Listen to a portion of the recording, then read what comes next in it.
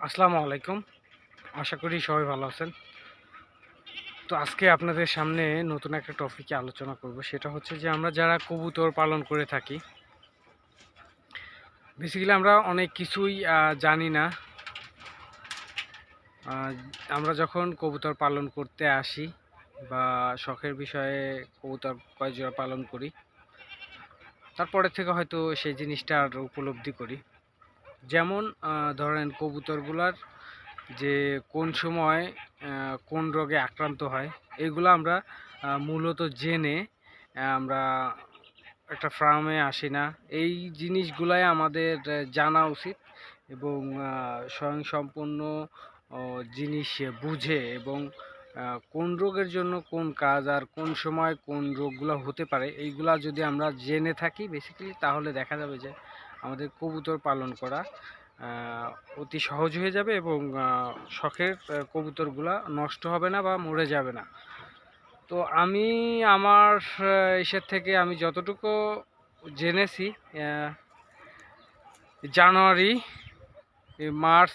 মার্চের মধ্যে, এই দুইটা মাস, জানুয়ারি আর হচ্ছে জানুয়ারি, ফেব্রুয়ারি আর মার্চ, এই তিনটা মাসের মধ্যে আপনার কবুতরগুলার বেশি যে জিনিসটা হয় সেটা হচ্ছে আপনার কবুতরের পক্সো, কবুতরের অসুস্থ থাকে বেশি, ঠান্ডা জ্বর টর এগুলো হয়।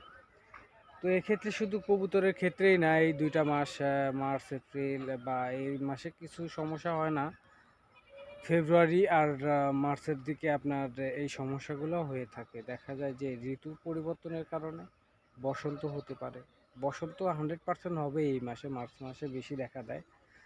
তো এক্ষেত্রে আপনারা কি পরামর্শ নিতে পারেন সেটা আমি বলবো যে যদি পক্স হয়েও যায় কবুতরের গায়ে কিংবা মুরগির গায়ে, সেক্ষেত্রে আপনারা একটা পদ্ধতি অবলম্বন করতে পারেন। সেটা আমি পরীক্ষিত করেছি। সেটা হচ্ছে আপনার যে তুঁতে আছে না, গ্রাম্য ভাষায় বলে তুঁতে, ওইটা আর হচ্ছে লোকে চুন মিশ্রণ করে ওই পক্সর জায়গায় যদি আপনারা ওটা লাগিয়ে দেন পুটিংয়ের মতো, তাহলে দেখা যাবে যে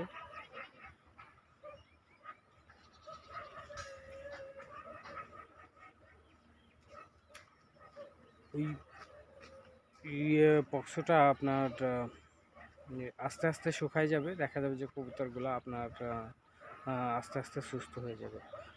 আর একটা কথা, যে আমরা যারা কবুতর পালন করতে ইচ্ছুক তারা অবশ্যই এইগুলার প্রতি আগে তথ্য এবং সমস্ত কিছু শিখে কবুতর পালন করার উচিত। শুধু কবুতর না, যে কোনো জিনিস, ব্যবসা করেন, আপনি গরু ফার্ম করেন কিংবা মুরগির ফার্ম করেন, যে জিনিসটাই আপনারা করতে চান, তাহলে আপনারা এই জিনিসগুলো আগে তথ্য নেবেন এবং মানুষের কাছ থেকে জানবেন যে কিভাবে কোন কাজটা করলে পরে এটার প্রতিরোধ করা যায়, রোগ প্রতিরোধ করা যায়। প্রয়োজনে তো আপনার একটা পরামর্শ নেবেন ডাক্তারের কাছ থেকে, পশু ডাক্তারের কাছ থেকে, তাহলে দেখা যাবে যে আপনার পোষা প্রাণীগুলো ভালো থাকবে এবং সুস্থ থাকবে। আমি মনে করি যে আপনারা যদি এই জিনিসগুলা যদি জেনে কাজটা শুরু করেন, তাহলে আপনাদের জন্য সুফল এনে দেবে, ভালো হবে। কারণ আপনার প্রাণীটা অসুস্থ হয়ে মারা যাক, সেটা আমিও চাই না, আপনিও চান না। তো এক্ষেত্রে আমাদের ব্যবস্থা নিতে হবে। তো যদি আমার এই ভিডিওটা যদি আপনাদের কাছে ভালো লাগে, তাহলে আমার পেজটা ফলো দিবেন এবং ভিডিওটা শেয়ার করে দিবেন।